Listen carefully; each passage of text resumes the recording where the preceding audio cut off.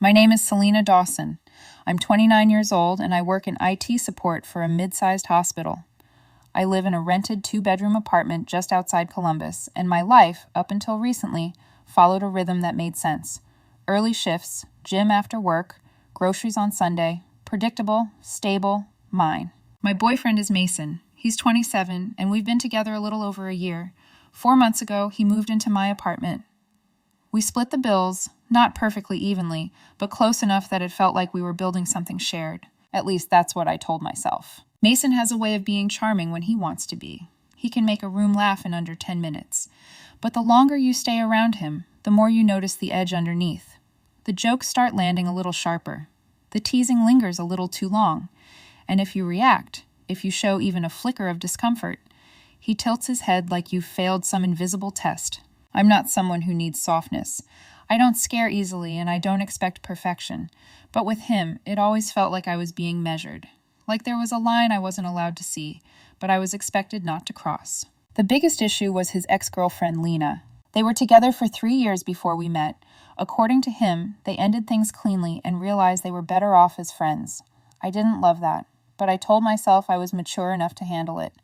Adults have pasts. Adults can stay friends, as long as it stays respectful. It didn't stay respectful. At first, it was occasional coffee, then dinners, then entire evenings that stretched late into the night. He would mention it casually, like it was nothing, like he was telling me he was stepping out to grab milk. If I asked questions, he would roll his eyes slightly. Not enough to call out, but enough to feel. "You're doing that insecure thing again," he'd say. 2 nights ago, he came home late. He smelled like the bar down the street, faint alcohol, something citrus, something that didn't belong to me. He dropped his phone face down on the counter like it was instinct. I asked how his night was. "Fun," he said. Lena was in a better mood than usual. That phrasing stayed with me, not because of what it meant directly, but because of how it sounded. Like I was hearing about a girlfriend, not an ex. I told him calmly that I wasn't comfortable with how often he was spending one-on-one time with her, especially late at night, especially drinking. I made sure my voice stayed even. I told him I wasn't trying to control him. I was asking for boundaries that made sense if we were serious. He leaned against the doorway, arms crossed, watching me like I had just delivered a slightly amusing presentation. Then he laughed. That soft, dismissive laugh that doesn't raise volume but cuts deeper than shouting. He said it was kind of cute how I got jealous when he spent time with his ex. Then he said maybe I just wasn't girlfriend material. Something in me didn't break. It clicked. I didn't feel angry. I didn't feel hurt, not in the way I expected. I felt finished. Not finished with the argument. Finished with the equation I had been trying to solve for months. Up until that moment, I had treated this like something that could be fixed. Better communication, clearer boundaries, compromise. I suggested group hangouts instead of one-on-one drinks. I offered to meet Lena to remove the mystery. I tried to approach it like a problem with a solution. But every suggestion had been treated like I was asking for permission to exist in my own relationship. And that comment, not girlfriend material, wasn't just an insult. It was positioning. He wasn't just dismissing my feelings. He was ranking me, evaluating me, deciding whether I was worth adjusting for. I don't compete for my place in my own relationship. He went to take a shower, still carrying that faint smirk like he had won something. I stayed in the kitchen, hands resting on the counter, replaying the last 4 months. The late nights, the comparisons.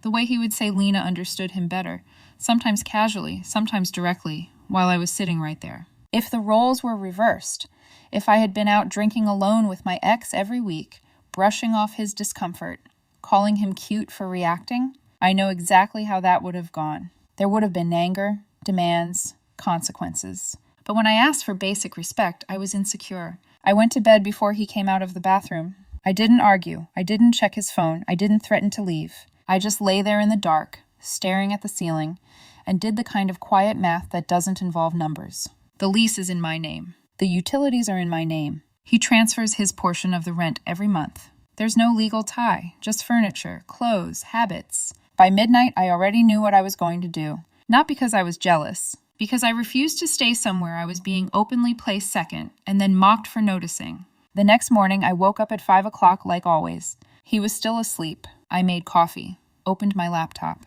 submitted a request for a half-day off. Then I pulled the first box out of the storage closet. I didn't slam anything, didn't rush. I treated it like a quiet Saturday project. The first things I packed were simple.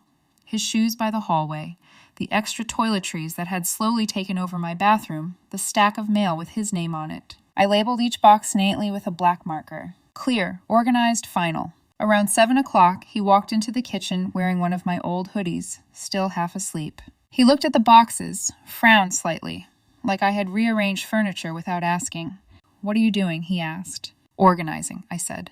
That was technically true. He poured coffee, scrolled through his phone, and said he might meet Lena later because she'd had a rough week. Like the conversation from 12 hours ago had never happened. That was the moment everything sealed into place. I said, "Okay," and kept packing. By 9, the bedroom closet was half empty on his side. I folded his clothes properly. I didn't throw anything, didn't shove, didn't tear through drawers looking for reasons to be cruel. I kept everything clean because I already knew how this story could be rewritten if I gave him even one messy moment to point at later. I wasn't going to let the narrative become that I was unstable, emotional, dramatic. This wasn't revenge, it was logistics. Quiet, deliberate, irreversible logistics. He finally understood what was happening when I unplugged his desk lamp and began wrapping the cord around the base. He stared at me for a second, then let out a short laugh. "Wait, are you serious?" "Yes," I said. The word landed heavier than I expected. Or maybe it was just that I said it without anger, without trembling, without the kind of emotion he knew how to work around. He leaned against the doorframe, crossing his arms. "You're really breaking up with me over insecurity." I zipped one of the boxes shut before I answered. "I'm ending this because I don't date men who dismiss my boundaries and then mock me for having them." He gave me that same expression again, the one that always carried a little performance in it, like he was speaking to an audience only he could see. "You're proving my point about not being girlfriend material. Mature women trust their partners." I looked at him then, actually looked at him, at how comfortable he still was, how certain he seemed that if he framed me the right way, I would step back into the role I'd always played for him. The one where I defended my feelings until I was too exhausted to keep them. "Mature partners," I said, "don't test trust for entertainment." That was the first pause. A real one. Not the kind where he was winding up for another clever response. The kind where he'd expected me to flinch, and I hadn't. He straightened a little. "So what, that's it? You're just done?" "Yes." "Just like that?" "No," I said quietly. "Not just like that. This took months." That seemed to irritate him more than if I'd raised my voice. He pushed away from the doorway and followed me into the living room while I stacked another box by the wall. "This is insane, Selena." "No," I said, taping the top shut. "What's insane is being told that your partner is uncomfortable and responding like it's comedy." He exhaled sharply through his nose, annoyed now, less amused. I said one thing. I turned to face him fully. "No, you repeated a pattern. Last night was just the first time you said the quiet part clearly." His jaw shifted. He hated that. Being spoken to plainly, without letting him redirect the tone. "So where exactly am I supposed to go?" I met his eyes. "You have options." He let out a bitter little laugh. "Wow. Your parents are an hour away," I said. "You have 2 close friends in town, and Lena lives 10 minutes from here." That hit exactly where I meant it to. His face changed fast. Not guilt, not even shame. More like offense, as if I had said something inappropriate by naming the thing he'd been insisting didn't exist. "You're being dramatic." "I'm being practical." "Couples fight, Selena." I nodded once. "They do. This isn't a fight." He stared at me. "This is a pattern," I continued. "I tell you something matters to me. You reframe it as weakness. Then you act like I'm unreasonable for noticing." He stepped closer then, changing tactics the way he always did when sarcasm stopped working. His voice softened. His shoulders dropped. Suddenly he looked less like a smug boyfriend and more like a man being misunderstood by a difficult woman. "Come on," he said. "I didn't mean it like that." I said nothing. He took another step. "I was joking." I held his gaze. "Explain the joke." His mouth parted, then closed again. I waited. Because that was the problem with cruel humor. It tends to collapse the moment someone asks for clarity. He looked away first. "You know what I meant." "No," I said. "I know what you said." He rubbed a hand over the back of his neck, agitated now. "You're twisting this. I'm actually being very direct." He gave a short laugh, but there was no ease in it this time. "So what, you're just throwing me out?" I set the marker down on the table. "I'm ending the relationship.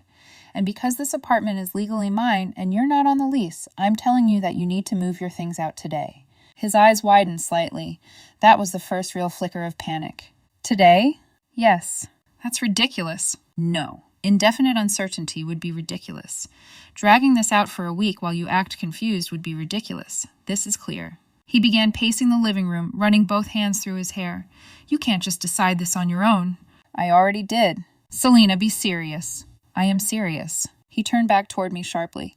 You're threatening my housing because you're jealous. I kept my voice even. You've lived here for 4 months. You are not on the lease. I am still giving you the rest of the day to collect what you need. I'll help carry boxes to your car. I'm not being reckless. I'm being done. He stared at me as if he was waiting for the old version of me to appear. The one who softened after saying something firm. The one who explained and re-explained until my own certainty dissolved. She didn't show up. He scoffed and gestured around the apartment. So that's what this is? Pride over love? That word almost made me laugh. Not because it was funny. Because it was such a familiar move. Take the other person's dignity, rename it ego, and then punish them for keeping it. This isn't about pride, I said. It's about alignment. If you genuinely believe I'm not girlfriend material, then I'm solving that problem for you. His expression shifted at that. Just for a second, I saw it land. Not because he cared about the relationship in the way I had wanted him to, but because he hadn't expected me to accept his words at face value and act on them. Around noon, he began pulling clothes from the closet and stuffing them into a suitcase much less carefully than I had packed the boxes. Hangers clattered against the rod. Zippers snapped. He kept muttering things under his breath, low enough that he could deny them if I answered. Unbelievable. So dramatic.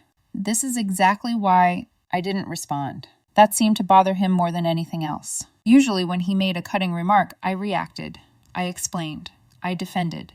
Then the discussion bent toward my reaction instead of his behavior, and somehow I ended up apologizing for my tone. Now there was no debate, just tape, cardboard, a suitcase being overfilled in the other room. At one point, he walked into the kitchen while I was sealing another box. You really don't care, do you? I looked up. That isn't true. Then why are you acting like this? Because I learned something about people like him. They mistake stillness for emptiness. They see calm and think nothing is happening underneath it. I care enough, I said, not to stay where I'm being disrespected. His mouth tightened. You're so cold. No, I said, I'm clear. He looked at me for a long moment, almost like he didn't recognize me. Maybe he didn't. Maybe I didn't either. There was something almost eerie about how peaceful I felt in the middle of something that should have been devastating. But that peace had a source. It came from no longer negotiating against my own instincts. By 3 p.m, his car was loaded. Boxes in the trunk. Suitcase in the back seat. The apartment looked visibly different now, though not empty. Just returned. As if the rooms themselves had been holding their breath and were only now remembering their shape. He stood in the doorway with his keys in one hand, waiting. I knew what he was waiting for because I'd seen this dynamic before in smaller forms. He pushed. I resisted. Then I softened. That was our rhythm. The comeback. The defensive explanation. The circular argument. The moment when I got tired enough to confuse peacekeeping with love. But there was no circle left now. Only a straight line leading out the door. Is that it? He asked. Yes. He looked almost offended by the simplicity of it. You're really going to let a year end like this? I shook my head slightly. It didn't end like this. He frowned. It ended when you decided my discomfort was entertainment. That annoyed him more than yelling would have.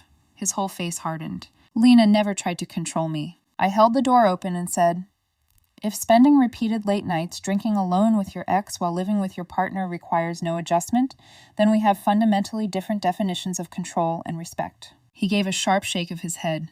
You're insecure. I nodded once. Maybe, but insecurity isn't cured by humiliation. He tried one last angle. Can we at least take a few days to cool off? No. Selena. Cooling off implies confusion, I said. I'm not confused. He loaded the last box into the trunk and slammed it harder than necessary. I followed him to the sidewalk, not to stop him, not to supervise him, just to finish what had already been decided. He turned toward me before getting into the car. You're going to regret this. I slipped my hands into my pockets. No, his eyes flashed. Most women wouldn't put up with jealousy like yours. I looked at him steadily and said, I'm not looking for most men. I'm looking for one who doesn't compare me to his ex in my own kitchen. That was the last thing I said to him. He stood there for half a second longer, like the scene had failed to follow the script in his head. Then he got into the car and drove away without another word. I went back upstairs, locked the door, and stood in the silence. The first thing I did was change the Wi-Fi password, then the streaming login. Not out of spite, out of clarity. After that, I sat on the couch in an apartment that sounded completely different without him in it. I expected to feel something huge: rage, grief, panic, some cinematic collapse that would prove this mattered. Instead, what I felt was relief so deep it almost embarrassed me, like my body had been bracing for impact for months and had only just realized the crash had been canceled. 20 minutes later, my phone lit up with his first text. "Are you serious right now?" Then another, then paragraphs. He said I had blindsided him, said normal couples worked through things, said I was being cold, transactional, impossible to talk to. He said I had embarrassed him by suggesting he stay with Lena. I read every message once.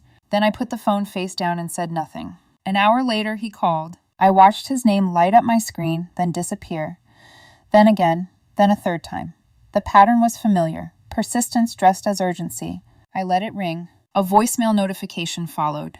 I listened to it, not because I was reconsidering anything, but because I wanted to make sure there was nothing logistical I needed to handle.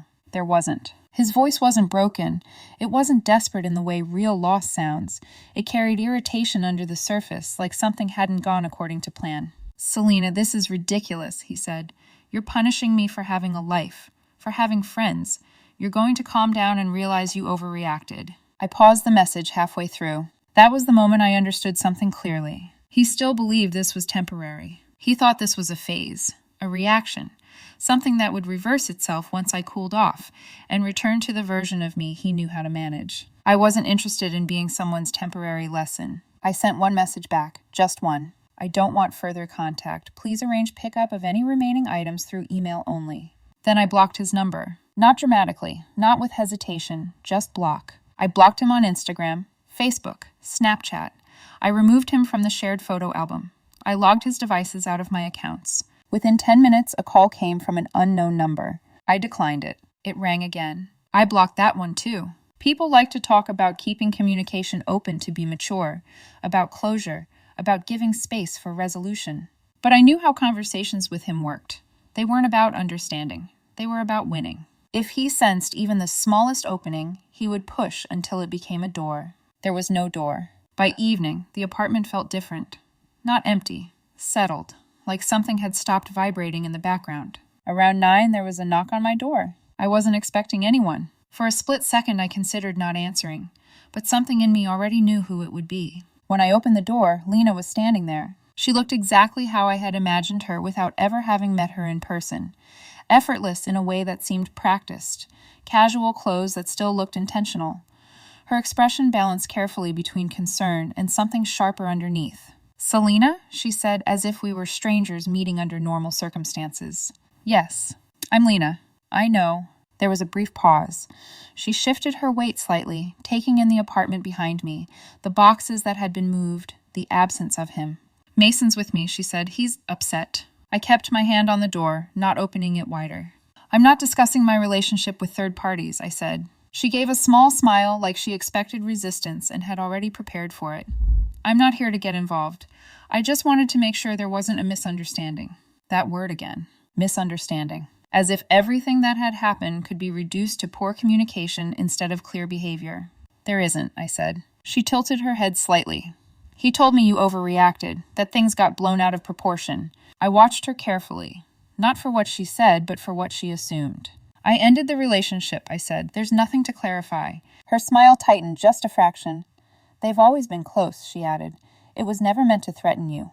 That phrasing was interesting. Never meant to threaten. As if the intent mattered more than the impact. As if repeated late nights, private conversations, emotional overlap, none of that counted unless it was labeled explicitly.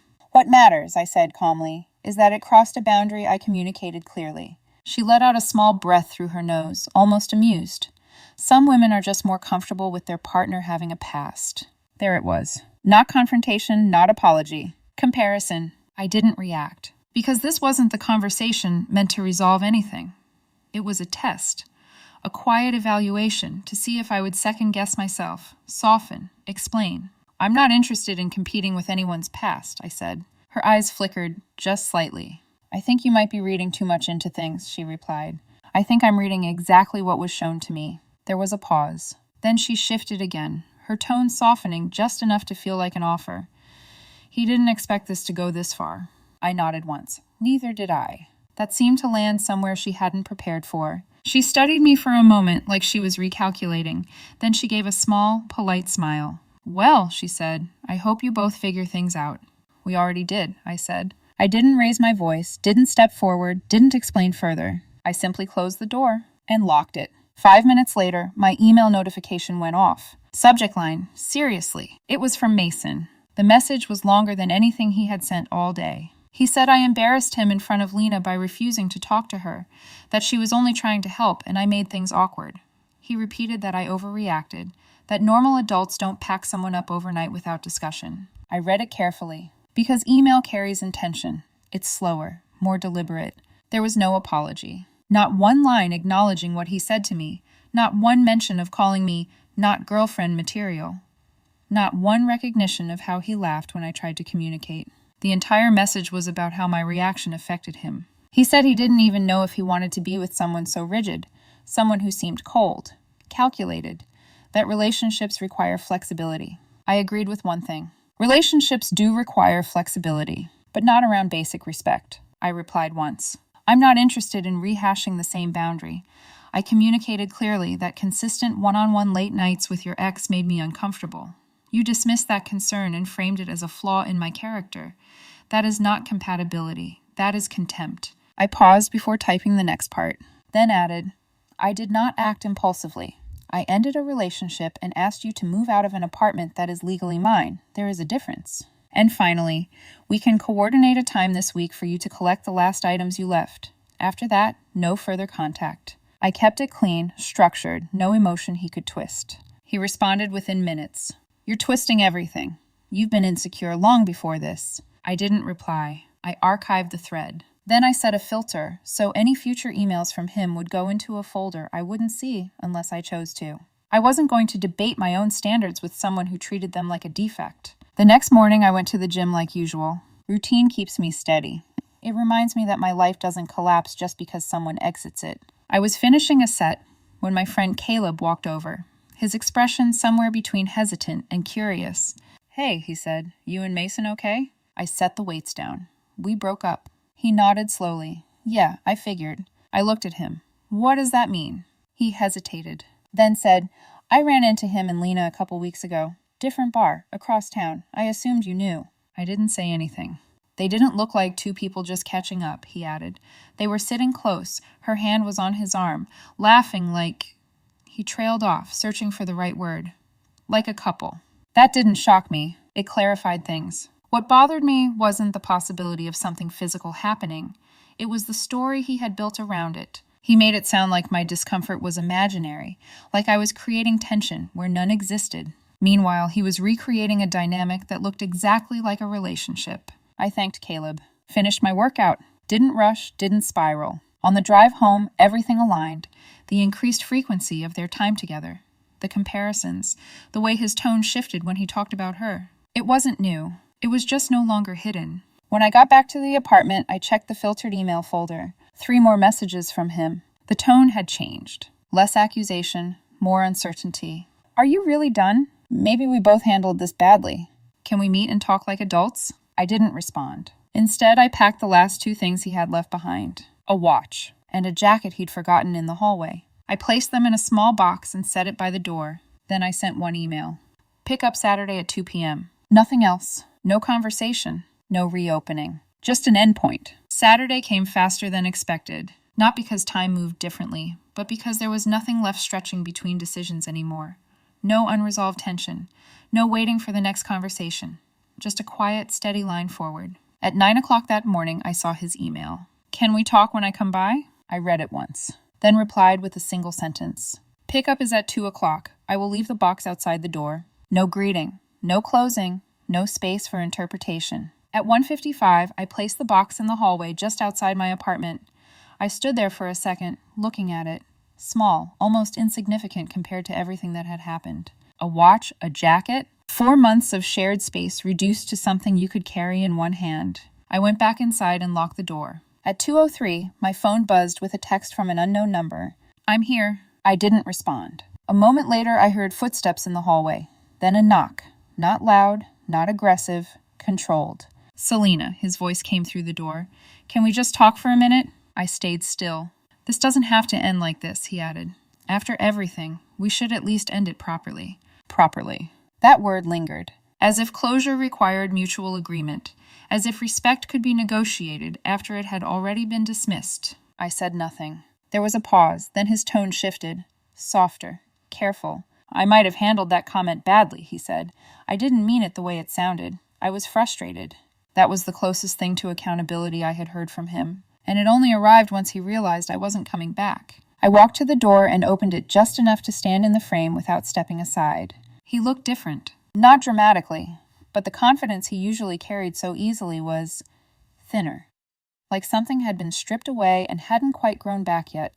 I didn't think you'd actually go through with it, he said. I believed him. I thought you'd cool off, he added, like you always do. That confirmed everything. Not just about him, about who I had been in this relationship. I don't cool off from disrespect, I said. He exhaled, running a hand through his hair. You're making this bigger than it is. No, I said calmly. I'm seeing it clearly. He looked at me, searching for something. An opening, a hesitation, a version of me that would soften the edges of this moment. There wasn't one. Lena doesn't mean anything like that, he said quickly. She's just familiar. Familiar. I nodded once. Familiarity isn't the problem. He waited. Disrespect is. His jaw tightened. So that's it? No chance? I held his gaze. No, not because I hated him. Not because I wanted to prove a point. But because once I saw the pattern, once I understood that what I had been asking for wasn't unreasonable, just inconvenient for him, there was nothing left to negotiate. He looked down briefly, then back at me. You're really okay with throwing this away? I didn't throw anything away, I said. I stopped holding on to something that wasn't being respected. That landed. I could see it in the way his expression shifted. Not into agreement, but into something quieter. Something that recognized, at least partially, that this wasn't a reaction anymore. This was a decision. He bent down, picked up the box. No hug, no attempt to step closer. Just a pause. A long look, like he was trying to understand how the situation had moved beyond his control. Then he nodded once.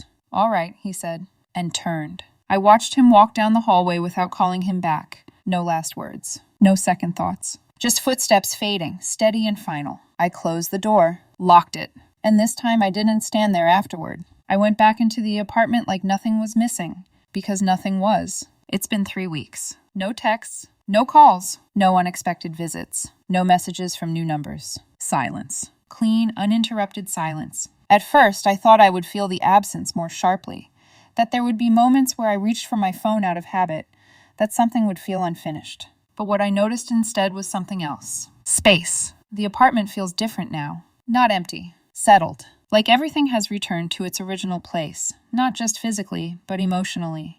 There's no tension sitting in the corners. No background calculation about what mood he'll be in when he walks through the door. No subtle shifts in conversation to avoid triggering another dismissive comment. Just quiet. The kind that doesn't demand anything from you. I wake up at the same time. Make my coffee. Go to work. Go to the gym. Come home to a space that belongs entirely to me. And for the first time in months, I'm not being evaluated. Not compared. Not measured against someone else's past. If that makes me not girlfriend material, I'm fine with that.